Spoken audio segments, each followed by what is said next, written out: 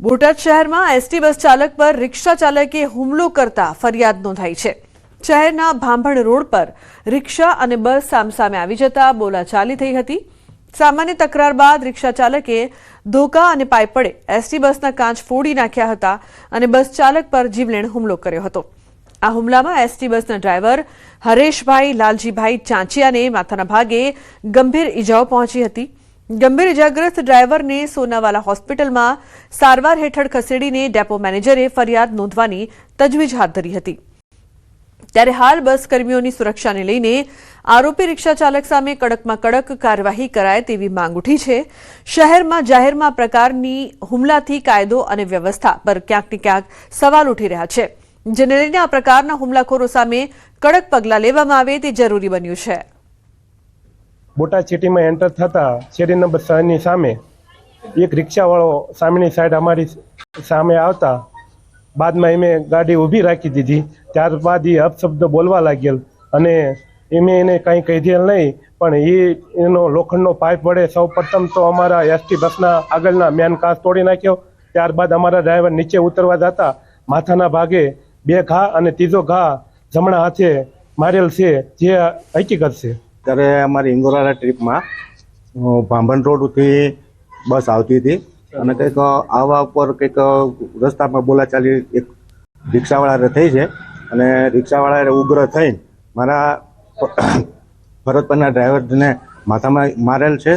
એના હિસાબે અહીંયા સોનાવાલા આવ્યા છીએ। કાયદાકીય તો પોલીસ કાર્યવાહી ચાલુ છે હાલ અત્યારે। વલસાડ જિલ્લામાં અચાનક આસારામ બાપુએ અનુયાયીઓના ઘરે મુલાકાત લીધી અને તે ચર્ચાનો માહોલ ગરમાયો।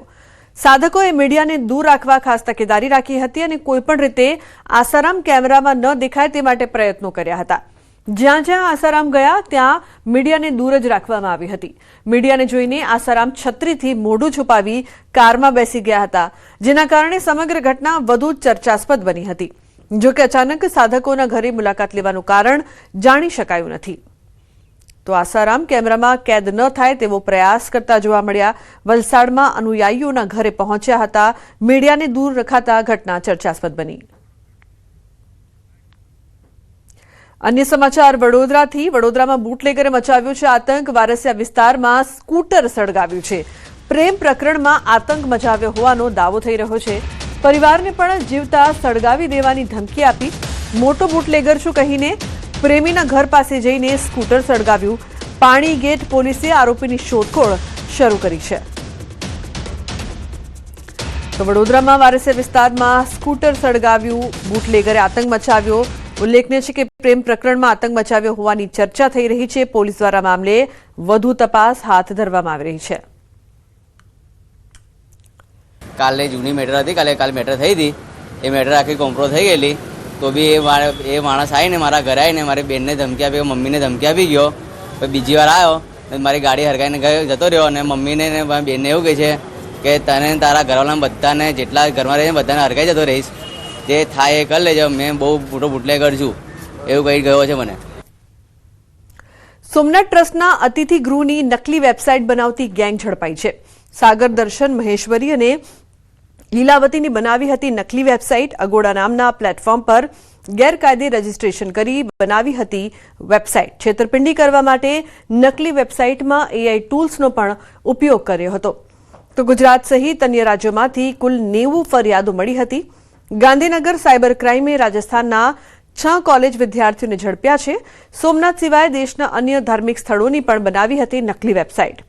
અંદાજે 20 લાખ રૂપિયાનું કૌભાંડ આચર્યાની પ્રાથમિક વિગતો ખુલી છે। કે અગોડા નામનું પ્લેટફોર્મ છે જે ટૂર્સ અને ટ્રાવેલ્સ માટે બુકિંગની ફેસિલિટી પ્રોવાઈડ કરે છે। એ પ્લેટફોર્મ ઉપર આ જે પેજીસ રહ્યા, આ પેજીસ ઉપર પોતાનો નંબર નાખી દઈ અને નાગરિકોને છેતરવામાં આવતા હતા। આ ઉપરાંત આ ત્રણેય અતિથિ ગૃહની આશરે 4 જેટલી ફેક વેબસાઇટ ઊભી કરવામાં આવેલી હતી અને જેના માધ્યમથી બુકિંગ લઈ, એડવાન્સ પૈસા લઈ અને પછી એમનો ફોન બ્લોક કરી દેવામાં આવતો હતો। આશરે 90 જેટલા લોકો સાથે ચીટિંગ કરેલું છે, જેમાં 43 ગુજરાતના નાગરિકો છે અને અન્ય રાજ્યોના 47 નાગરિકો છે, જેમાં મુખ્યત્વે મહારાષ્ટ્રના 16 અને ઉત્તર પ્રદેશના 8 નાગરિકો જણાઈ આવેલ છે। અમદાવાદના સરસપુરમાં ગત જૂન મહિનામાં એક સગીરા ગુમ થઈ હતી. પોલીસના અનેક પ્રયત્નો બાદ પણ સગીરાની કોઈ ભાળ મળી નહોતી. બીજી તરફ સગીરાનો બનેવી પણ ફેબ્રુઆરી મહિનાથી ગુમ હતો. પોલીસ તેને પણ શોધવા માટે કામે લાગી ગઈ હતી. આ દરમિયાન સગીરાના પરિવારજનોની સતર્કતાના કારણે પોલીસને એક મહત્વની કડી મળી. એક ઇન્સ્ટાગ્રામ આઈડી પોલીસને સગીરા સુધી લઈ જવામાં મદદરૂપ બની. પોલીસે ઇન્સ્ટાગ્રામ આઈડી પરથી મોબાઈલ નંબર મેળવી તપાસ શરૂ કરી. તપાસ કરતા આ મોબાઈલ નંબર હૈદરાબાદમાં કાર્યરત હોવાનું જાણવા મળ્યું. ટેકનિકલ સર્વેલન્સની મદદથી પોલીસે હૈદરાબાદ પહોંચી બંનેને ઝડપી પાડ્યા. શાતિર આરોપી સગીરાને ભગાડી ગયો. તેના 4 મહિના પહેલા જ તેણે હૈદરાબાદમાં સ્થાયી થવા લાગ્યો હતો અને પરિવારજનો સાથે સંપર્ક પણ કાપી નાખ્યો હતો. પોલીસે આરોપી સામે પોક્સો હેઠળ ગુનો નોંધીને વધુ તપાસ હાથ ધરી છે. શેરકોડા પોલીસ સ્ટેશનમાં ગઈ રથયાત્રા તારીખ 27/6/2025ના રોજ એક સગીરા છે એનું અપહરણ